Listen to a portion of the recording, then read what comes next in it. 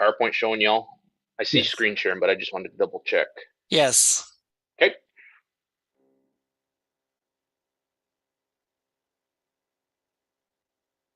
Is everybody in, Druba? Yes, Eric. Yes. Okay. All right. Well, good afternoon and welcome to our Forage and Livestock Hour meeting. My name is Eric Bailey. I'm a state beef nutrition specialist with the University of Missouri Extension, and I will be serving as the host for today's meeting. Druba DeCall, field specialist in agronomy, is going to be serving as a co-host today, and we'll have his name changed to Ask Questions Here on the participant list. As always, we encourage people to ask questions and interact and participate in the discussion today. And if you would like to ask the question directly, you can put it in the chat to the entire group, or you can anonymously ask that question by direct messaging through the chat. Ask questions here, which is Druba. Druba will then relay that to the group anonymously, and we can discuss the question. We've been doing these meetings for a couple of years now, and we have quite a wealth of videos, video content available on the University of Missouri Extension Integrated Pest Management page. We started this YouTube channel a couple of years ago, and when we started doing town hall videos, we had 60 subscribers. We're well over 1,000 now. So thank you all for participating and subscribing. And if you're new to us, if you go up to the right hand corner of the MUIPM page on YouTube, you'll see a red button that says subscribe. If you click subscribe, you will receive a notification within the YouTube app every time that we post a new town hall video, or since these videos are simulcast onto YouTube, it'll also give you a notification on your phone or your computer that we're fixing to start another presentation. So I'm really excited about today's presentation. We have a topic that has generated a lot of interest here within the state about direct marketing meat to consumers, and this is going to focus more so on the regulations and the rules and the logistics, and not so much on the management of those animals and getting them to finished, but instead the interface between the selling the finished animal and the meat processors and the public that you might be selling to. I'm really excited about the topic. Jennifer Lutz and Eric Meusch, from field specialists from MU Extension, are here. We're going to start out today, as always, with a weather report, and I'm hoping Dr. Guinan is going to tell us that the heat dome is going away, or at least that we're going to get a little moisture, but I'll let him take that from here. Well, good afternoon, everyone. It's been an interesting couple weeks since we last met, and things have been obviously very hot here in the month of June, the past week to 10 days, and it's been getting very dry. And so we, especially across about the southern 2/3 of Missouri. On the left, you can see we have rain gauge reports from the CoCoRaHS network beginning June 2nd through the 23rd. That's pretty much when this dry spell has begun, so about 3 weeks ago. The numbers indicate who's been getting the rain and who hasn't. The northern parts of the state's been looking pretty good. They've actually been getting some decent rainfall. In fact, they had a system move through night before last to drop some decent totals. You can see the numbers, generally 2 to 3, even 4 over 5 inches up here in Atchison County. So things are looking great. Things are growing well, and everything's looking pretty good. But as you go south through Missouri, we do have some very dry areas that have emerged. Parts of west central Missouri, right around Saline and Lafayette and northern Johnson County, over in Howard, even here in Boone County, in the city of Columbia, we've been very dry. Down in Monotone County, some very dry conditions, less than an inch, some areas less than a half inch. And if you only get that much rain in 3 weeks in June, things are going to be pretty dry. And we're starting to see those impacts with the stress on some vegetation. South Central, Southeast, the Eastern Ozarks, also a very dry spot. You can notice some of these totals. Look at this right here in Ripley County. They have had a trace of precip since June 2nd. So obviously we're seeing impacts in parts of the East Ozarks and South Central Missouri. The drought monitor map in the upper right shows this is some areas that have this is the new map that came out this morning, showing some new abnormally dry conditions across parts of west central Missouri, where I talked about those dry areas there. And then, of course, southeast Missouri, much of south central, eastern Ozarks down into the Boot Hill. They've had some very hot temperatures in the Boot Hill. It was in the low 100s in parts of Pemiscot and Donklin counties yesterday. So some very hot temperatures. That obviously is not good, especially if the rains aren't falling as well. Lower right, these are some of the lowest totals I could find for that period, June 2nd to the 23rd. I mentioned Ripley County, that report, Monotone County, Shannon, Howell, Boone, Saline, couple here in Texas County. These are some of the lower totals, and obviously we need the rain, and because we're starting to see these impacts with these high temperatures. We're seeing a lot of evaporation ongoing, and with a lot of sunshine, high temperatures, you get very efficient water loss. And unfortunately, the topsoils have dried out in these drier areas. There are going to be some opportunities, not widespread, but nonetheless, some opportunities for some scattered showers and thunderstorms over the next few days. We had that system that moved through yesterday actually cooled things down a little bit more seasonable in regard to temperatures today. Getting into the mid 80s, perhaps low 90s across southern parts of the state. Friday, pretty much a repeat of today, maybe a little bit more humid.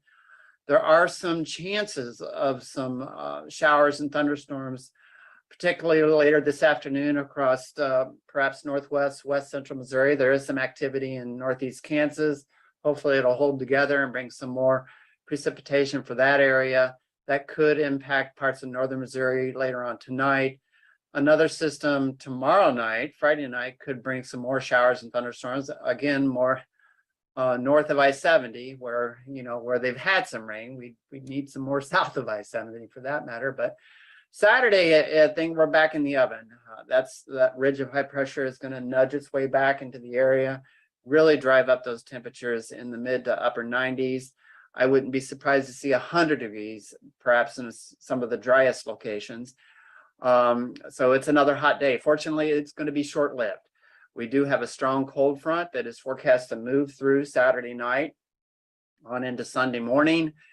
That will bring, again, some chances of showers and thunderstorms. Unfortunately, I think the more widespread activity will be across the northern half of the state.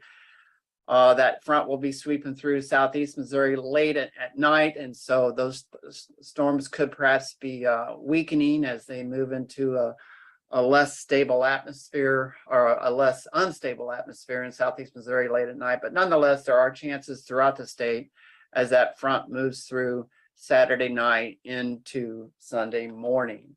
This is the forecast of precipitation over the next 5 days, so that'll take us through this earlier this morning through next Tuesday morning. Again, those highest likelihoods of heavier precip across the northern half of Missouri, especially northwest Missouri.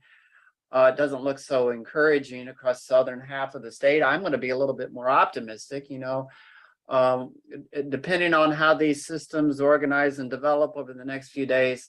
It can dictate perhaps, what happens after they develop. And so that there could be hopefully some surprises of seeing more scattered, heavier, or more widespread activity with that cold front, especially on Saturday night. But obviously, if you're lucky to be under one of those localized storms, you're going to get more precipitation. And so this is a very generalized map, but the thinking behind the map is that it does look like the highest likelihood of heaviest precipitation will be in northeast Kansas, northwest Missouri, and into Iowa. But we'll see how that transpires over the next few days. This is the forecast for towards the end of June, into the first part of July. That'll be next week. Unfortunately, they are indicating that ridge, which is being suppressed on Sunday, Monday, and Tuesday, much nicer conditions. I think highs only in the low 80s, low to mid 80s, and lows in the low 60s. So that'll be nice. It's been very uncomfortable and stressful, especially for people and pets and livestock. with the heat stress we've seen over the past week, it'll be nice to have some welcome relief, especially starting on Sunday, Monday, and on into Tuesday of next week. But it does indicate that perhaps those warmer temperatures will be back again by midweek next week. Precipitation on the right, again, not very encouraging. They are indicating an enhanced likelihood of below normal precip in the areas that don't need it, that don't need below normal precip. We need more precip, but the highest likelihood across the southeastern half of the state, perhaps some more activity near normal precipitation across the northwestern half of Missouri.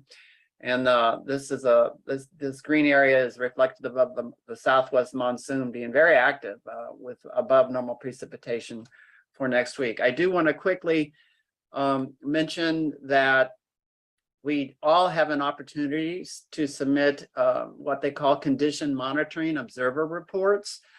This started a few years ago. Missouri actually was one of the first states to use this survey. We were sort of a pilot study. And that was back in 2018, but that it's active, all 50 states participate in. I've always said the person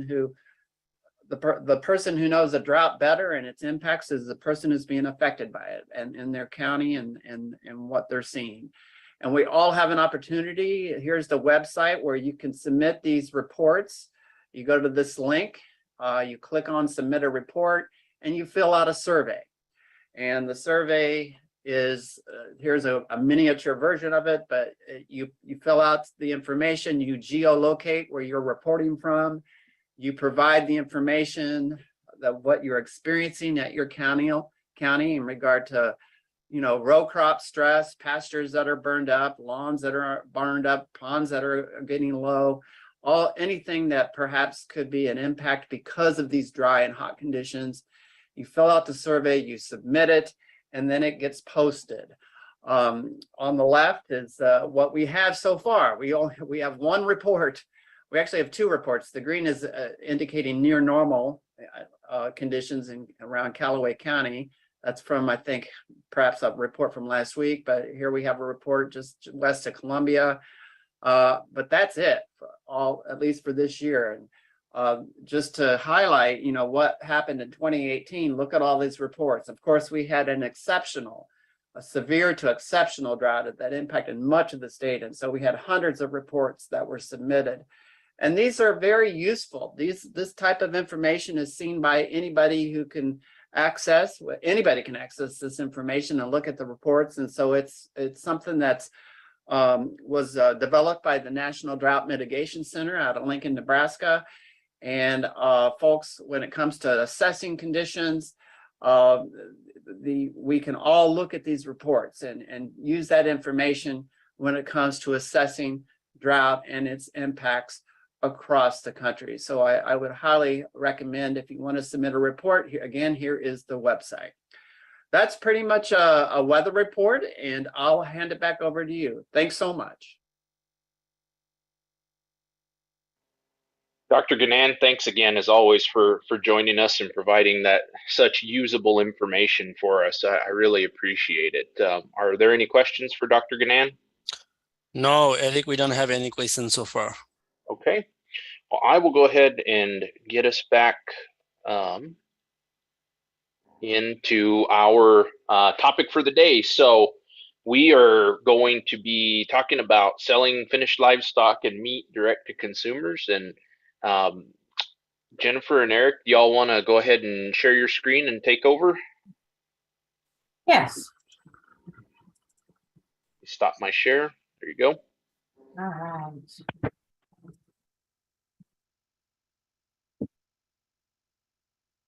So while this is getting loading, I am Jennifer Lutes, and myself and Kyle Whitaker head a value-added meats team for the state of Missouri. We've been working as a team since about 2020, and we are really ready to start sharing what we have learned and some of the things that we have done and move into the next steps to helping processors and producers and consumers really kind of get on the same page and find each other and know what everybody's talking about.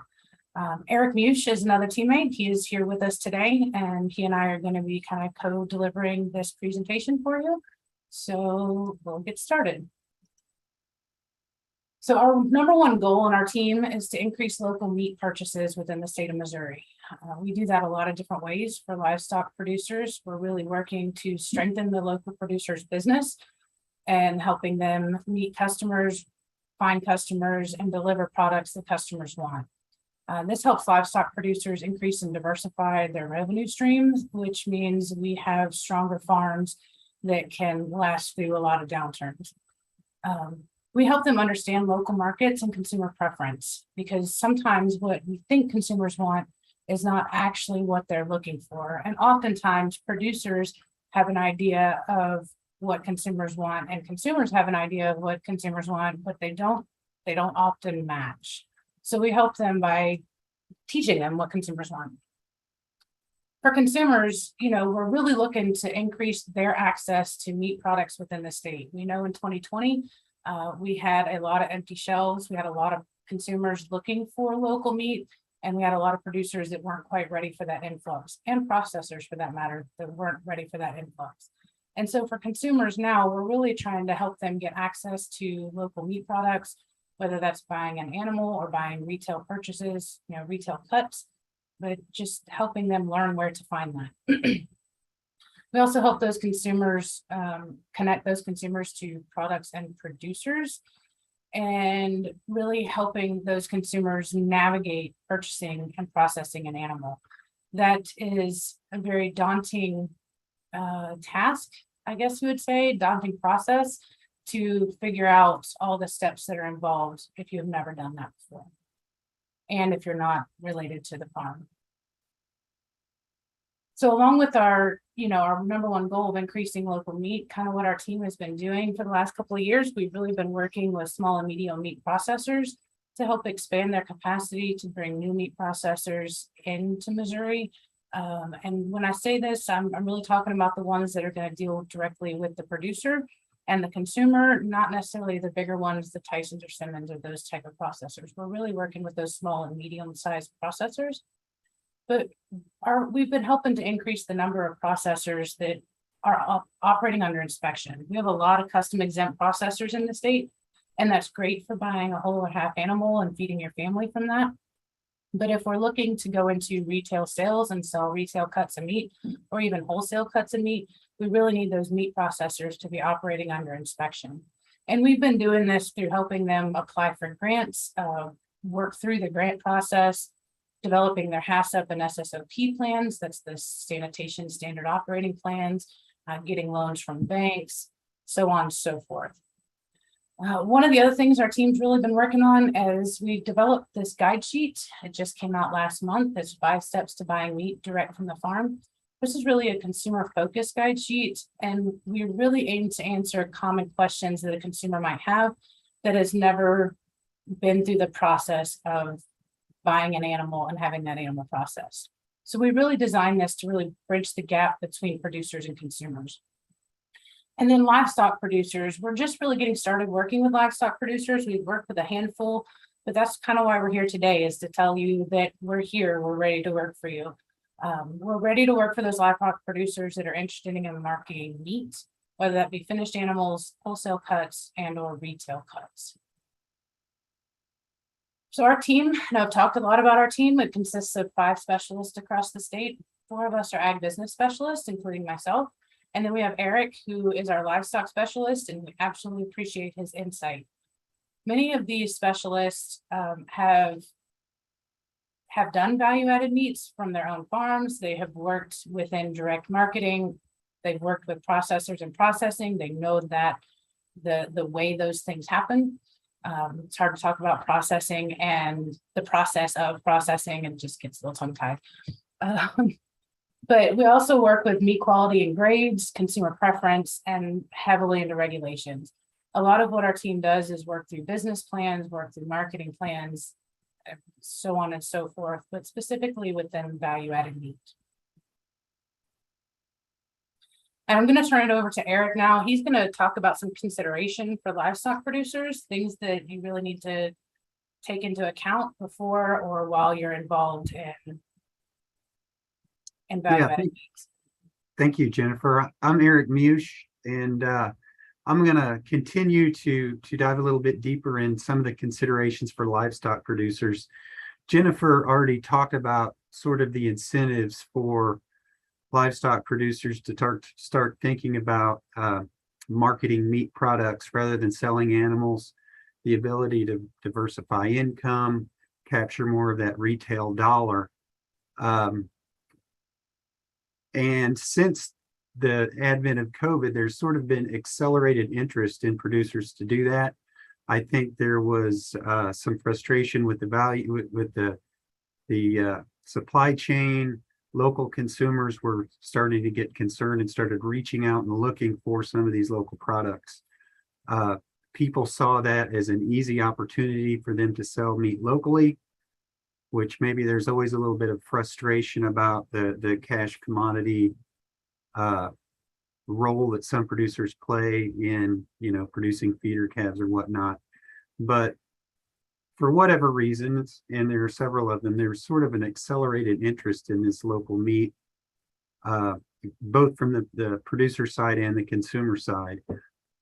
From the producer side, the decision to sell your meat products directly,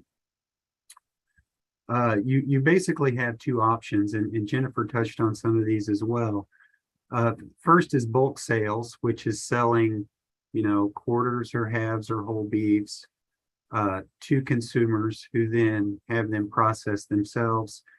The other option is actually having meat labeled for retail sales. There's differences in regulations and how this is processed and how this is done. And one of the first steps that you have to understand is, you have to know the regulations and plan ahead for the decisions you've made for selling your meat. There are different levels of processors in terms of the inspection that they go through and the meat products that they can produce. So there's custom exempt, which is adequate if you're going to be selling wholes or halves or quarters. These are labeled, and I'm sure you've all seen this, not for sale. But if you want to have a meat product that is labeled and you can sell it by the cut, that's going to require that you have that meat inspected under state inspection or USDA inspection, or have it processed at a facility that's inspected. And that allows you to sell those individual cuts in the retail situation.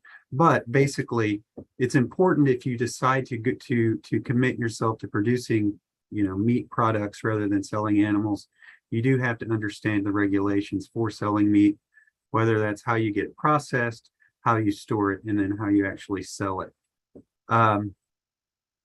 Second point on this is maybe one of the more important ones, and that's understanding your market options, and understanding what your market can take.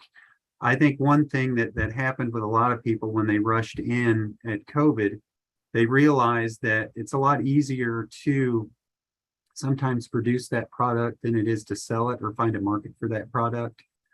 And so understanding your market options, whether it's selling a bulk meat product locally or actually selling a labeled product, it's important that you understand that and develop those skills, because there's a lot, and we'll be touching on that. You also have to understand about getting that meat processed. It sounds simple, and some people are familiar with it, some people aren't familiar with it, but the consumers that are interested in this local meat, for the most part, aren't as familiar with it as some people assume. And so being able to work with the processors and the consumers, especially if you're selling bulk meat, is going to be required. And you will see, if you're going to be selling meat by the cut, meat that's labeled to sell retail, you have to have a good understanding of that process and the products to make sure that you're able to capture all those retail dollars. Labeling is important, as well as storage. So making sure that you're storing that meat properly is important if you're going to be selling retail meat and holding that meat yourself. You need to make sure that you know your product, know the quality of your product, and that you're making, valid claims about that product. Okay, Jennifer. Okay, some of the things that I wanted to touch on that a lot of people overlook when they talk about making, direct sales of meat is this need to provide some customer service and actual marketing and communication and sales of their meat. One thing that came up over the last couple of years when people saw this opportunity to start selling beef locally is they would produce a beef and get it processed and then end up with beef in their freezer that they're not able to sell. And in many cases, people were really caught off guard by their lack of skills to actually provide these customer services in terms of marketing, finding the consumers, communicating with the consumers, and making these sales. So even though producing the beef is possible for many producers and it's a good option, don't underestimate the importance of developing these customer service skills that's going to be required to go ahead and make that sale and make sure that beef is sold. One important part of making these sales is making sure that you have a consistent supply. Regular customers are your best customers, and even if you're just selling bulk products, you want to make sure that you retain those customers. For example, if you're producing 10 beeves a year, you've decided you're going to hold back 10 steers and you're going to try to produce 10 beeves a year, just as an example. That first year, you need to find 10 customers. If you provide a good, consistent product that meets their needs, you want to turn those first customers into regular customers. If you can get 8 of those customers to come back and buy a half a beef the second year, or however many customers buy beef the second year, those are new customers that you don't need to find to sell the remainder of your beef. If you put yourself in a situation where your product isn't consistent or your supply isn't consistent, you lose customers and you have to consistently find new customers, you're just increasing the work for yourself. So it's important that not only develop those skills to get that meat sold, but also retain those customers once you get them. I won't go a lot into the livestock production skills in this presentation. I think it's important that we do have a quality product. I will speak a little bit more about it in a moment. There's a lot of options for producing that product, but you do have to make sure that it is a finished, beef product and that there is consistency in that product.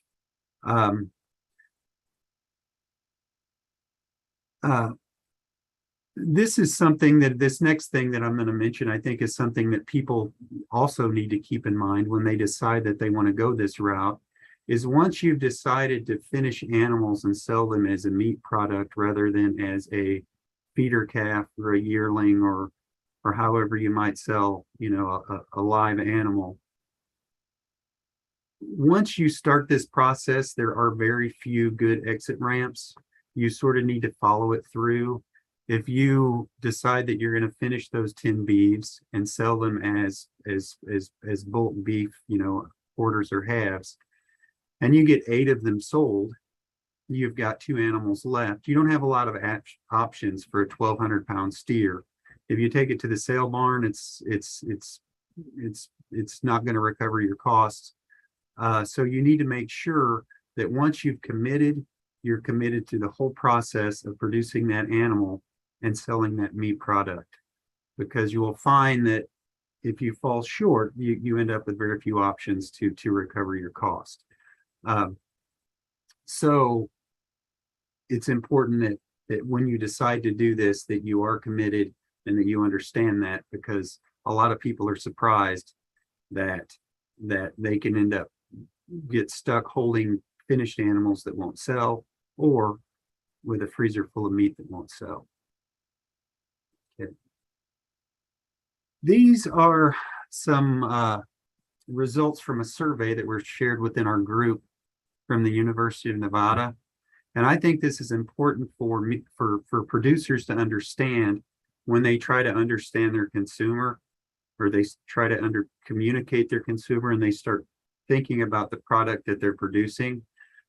This first category is consumer preferences and things that were considered extremely important to consumers when they buy a local meat product. If you look at this list, you see that price is the last on the list, and that there are 5 factors that consumers considered more important than price. And these are basically all related to the quality of the product you produce. I mentioned a moment ago, I'm not going to talk a lot about, producing that finished beef animal, but just keep in mind that that quality of the product that you produce is what's most important to the consumer. And these are basically the things where your product is selling itself. The next sort of level are things that were considered very important by consumers. And if you look at that list, you see sale and promotion last again. So it's interesting that consumers aren't focusing on just cost. But above that, in terms of things that are very important, there's some things related to quality, like muscle texture, which would be leanness and tenderness and marbling. But if you look at some of these other things on the list, this is really about how we produce our beef. And this is really where we have to sell our beef. And that extremely important list, that's the quality of the beef, this very important list. This is where we really need to sell our beef. And so we need to be able to communicate to the consumers and answer their questions about treatment and environmental issues and whether it's naturally raised, et cetera, et cetera. So I'm not saying that you need to have a specific production model, but I am saying to sell your beef, you need to be able to answer these questions and communicate with the consumers, because these are the things that are important to the consumers. Okay, now there is another aspect of this, and this is, especially if you're doing the bulk type beef sales, is working with the consumer to get that meat processed. There's a demographic of people buying this meat right now that have never bought local meat. They've never bought a quarter, they've never bought a beef or a half a beef. And this relationship of working with the processor is mystifying to many of them. So when you sell a beef to someone that buys a half, someone that approaches you or that finds you through word of mouth or through advertising, you're going to be dealing with someone that needs a lot more hand holding than maybe, definitely more than if you're just dropping calves off at the sale barn. So in many cases, you need to correct miscommunication, and you need to make sure that they are able to communicate with the processor to end up with a happy outcome with the meat they take home, and then lock them in as a customer in the future. Now, the quote on the right side of the screen are some quotes that Jennifer found and I found about some reviews of meat processors that were on Yelp or elsewhere online. And a lot of this dissatisfaction with meat processors is often just miscommunication. And anyone that's worked with meat processors and with customers, you can start to understand why this communication takes place. So as a producer, to get that return customer, it's important that we're prepared to do a little bit more hand holding with the customer and make sure that they are working with the processor and getting the product that they want. Going back to the demographics, interestingly, a lot of the older generation that was more familiar with buying bulk meat and putting in cut orders with processors and getting that quarter beef cut up and taken home like they would expect, they're sort of empty nesters now. The young families with a lot of mouths to feed that are looking for these products have never done this, and they're a little bit mystified by the process. So as a producer, it's in your best interest to understand that consumer, what their needs might be, but also understand the processor and how you can sort of bridge that gap to make sure it's a happy outcome. Okay. Okay, and that I think Jennifer is going to then take it from there and talk about this publication that we've come up with, basically just to address that issue. Are there any questions before we move on?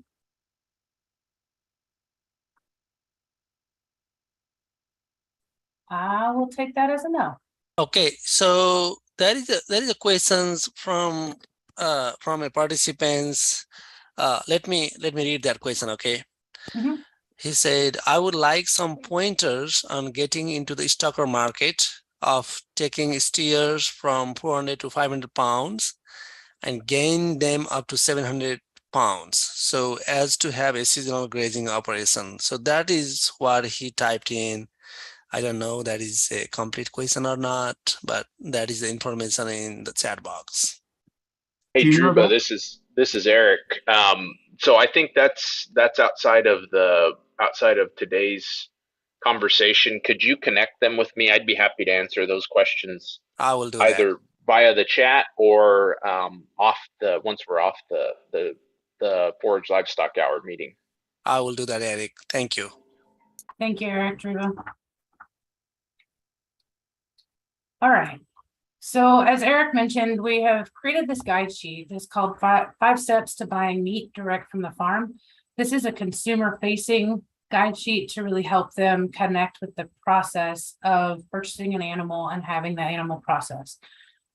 We answered a lot of consumer questions that we get within this guide sheet to try to make something a little easier for and online so that people can find and get the answers to the questions. So the 5 steps were to identify desired meat products, purchase animals from a livestock producer, finding a processor that fits your needs, understanding your costs, and then consider timing.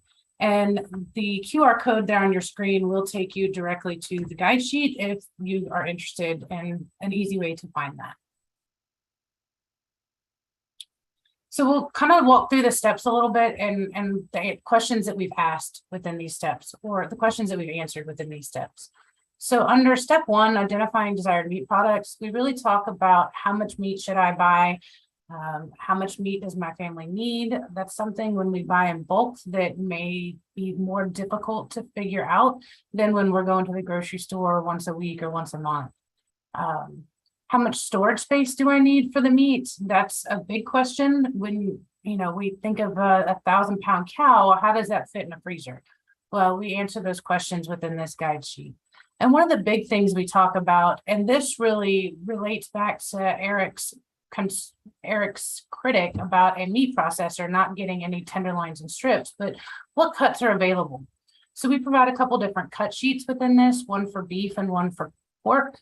And as you notice on the blue outline there, the short loin, which is a primal of the beef, you can get either T-bones or tenderloins and strips, but you can't get both. So when that consumer was complaining that there were no strips or tenderloins, no tenderloins or fillet is what they called it, within their packaged meat, I suspect they did get T-bones in that meat and they didn't realize that they could get one or the other, but not both. And that's where that communication really becomes key. And we hope to try to answer some of these questions within this guide sheet. Step 2, purchase animal from a livestock producer. The 2 questions we really tried to answer here is, where do I find producers selling animals? And what should I ask the producer? And we talked about where to find producers. We talked about talking to neighbors, looking at local listings, that sort of aspect, calling a local processor. We also provided these 4 online resources. So we have the showmefood.org, and that's actually an MU extension app, I guess, for better words, an MU extension application that allows producers and butchers to go on and list their farms, list what they sell, and then for consumers to find them in their geographical regions. Missouri Farm Bureau, under their Missouri Meat Producers, also has a free listing for meat producers, and you can search that by city and by county. We also have Eat Wild that we listed. And, that's more on niche meats. So we're talking grass-fed meats, eggs, dairy products, those sort of things. And then localharvest.org, they list farms, CSAs, and then also farmers markets by area. So as a producer, I would encourage you to go out and get yourself listed on these sites and others. There's plenty of more that we could have listed. These were the 4 that we chose as being a little more specific, maybe to Missouri. But I would encourage you to go put your products on these pages so that consumers can find you. The other thing is, what should I ask the producer? And this really relates back to that consumer survey that Eric talked about. We have the questions on the right-hand side of your screen here, questions for the farm operator. What should they be asking? How is this animal raised and finished? There's a quality difference between grass-fed beef and grain-fed beef, or grass-finished and grain-finished beef. And the consumer may not understand those differences. So it becomes up to the producer to really talk the consumer through that. And so they understand what kind of product they're getting and what to expect from that product. When will the animals be ready for processing? Expected finish weight? Do you have references you can share? Some of the things you might do is as a producer, you might give a trial of meat, right? Try this, see if you like it before you commit to buying a whole or half animal. How is the animal processed? Is a deposit required? Do you arrange for processing? What processor do you use? Do you decide the final cuts, or will I need to specify processing details? And do you provide transport to the processor, and is there additional fee? There's a lot more questions that as a producer, you can answer for a consumer. And I would encourage you, even if the consumers aren't asking you these questions, maybe they don't know to ask you these questions. So you might go ahead and preemptively answer some of these questions for them, just to prevent miscommunication in the future. So step 3, finding a processor that fits your needs. How do I find a processor for my animal, and what type of processor do I need? Eric touched on this a bit. We have the USDA inspected, state inspected, and custom exemption. For USDA inspected processors, those meat cuts, individual cuts, can be sold within the state of Missouri and across state lines. For our state inspected processors, we can only sell that meat within the state of Missouri, within Missouri's boundaries. And then our custom exempt processors, Eric did mention that this meat is labeled not for sale. We cannot sell this meat anywhere, whether it's locally or anything else. So the person who owns the animal is the person who is eligible for the custom exemption, and they can share that food with their households, their non-paying guests, and even employees. Talking about where I find a processor, we listed 2 distinct resources within this: the Show Me Food database that we talked about previously, and then the Missouri Association of Meat Processors. So they list members of their organizations. That's not going to list every processor in the state, but there are a lot of processors that are part of that association. And then on Show Me Food, we do have a place to list butchers on Show Me Food. And so I would encourage you that if you come across that of a processor, you're working with a processor, and they're not listed there, encourage them to list their business there so people can find them. Step 4, and understanding your cost. This is a big one that causes a lot of confusion for folks. They don't understand who they pay for what. They don't understand how much meat they're going to get back, and they don't necessarily understand what the final cost is or how to figure that out. So we put in some equations to help them determine how much they should be paying the processor, how much they should be paying the producer, what are their total costs, and then what is their average cost per pound. Because that's really how folks tend to compare that to the grocery store, is looking at that average cost per pound. If it costs them $4 a pound to buy a cow and have it processed in the meat that they brought home, then that's even $5 or $6 a pound. I mean, it doesn't matter what number you use, but that's a lot cheaper when you consider in the cuts that you're getting with that, because you're getting your prime steak cuts and you're also getting burger at that same cost. So it just becomes an average. Who do I pay? This is really important, especially when we're using a custom exemption for our slaughter and butcher, because the animal owner is the owner when the animal was alive. So if we are making a payment to the producer, then that payment and that transaction needs to happen prior to the death of the animal, prior to slaughter of the animal.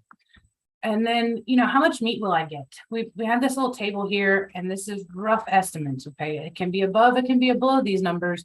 But when we think about this, average take-home percent of a live, commercially finished beef cattle, because that's what was done here, was about 35% of that animal.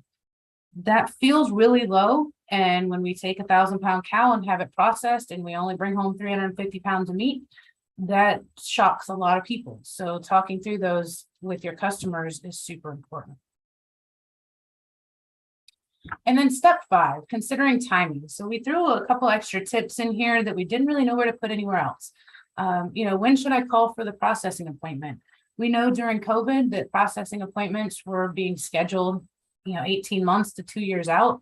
It was a crazy time for processors. They were wildly busy, and it was a frustrating time for producers and consumers because they had an animal ready for processing, but they now had to hold that animal for a couple of years. Apologize. And so now we're sitting somewhere usually between 6 months and a year out.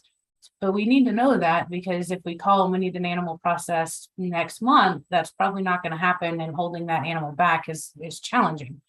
So, we talk about timing, and we also talk about when the meat will be ready. You saw in that other criticism of a processor that the fresh meat from their pig was ready, but their smoked meat was not ready. And that's normal. That's what we normally expect. And so talking our customers through that is super important, that they know what to expect. So we talked about the 5 steps to buying meat from the farm. That's our new guide sheet. I just wanted to bring to your attention that there are a couple other guide sheets that you can find on extension.missouri.edu. So meat product labeling and marketing. This guide sheet really talks about what marketing terms out there are okay to use and what circumstances. So some of our marketing terms, like organic, we actually have to be certified in order to use the term organic in our marketing and our labeling.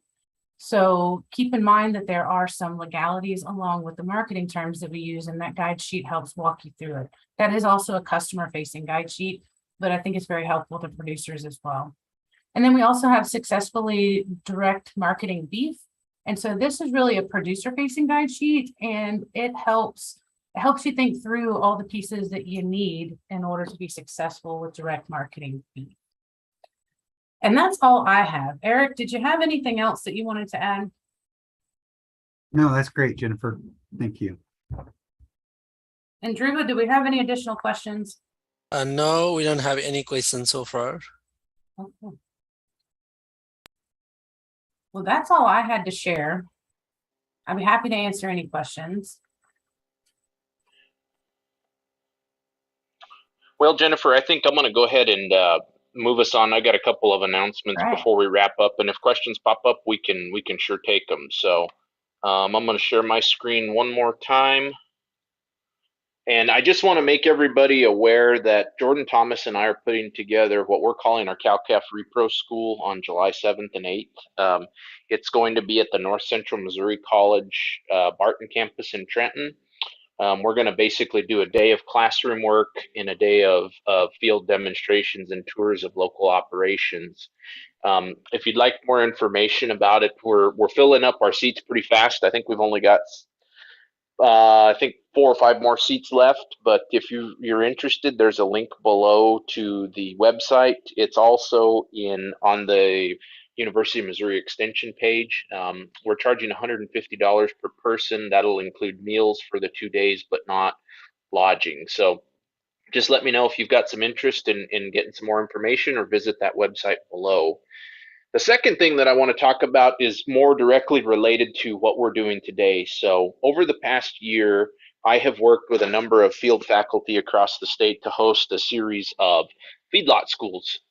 So with the advent of Missouri prime beef packers and the announcement about the new packing plant coming in Warren County, there has been quite a bit of interest in scaling up commercial feeding operations in Missouri. Interestingly enough, 50 years ago, Missouri was a top 5 state in the nation in terms of feedlots and the number of head that were fed in a year. But as the meat packing and feedlot industries consolidated in the 70s and moved westward, Missouri kind of fell behind. Well, we're starting to see some renewal of that now, and we are going to host a 2-day feedlot school that will cover all aspects of feedlot operations.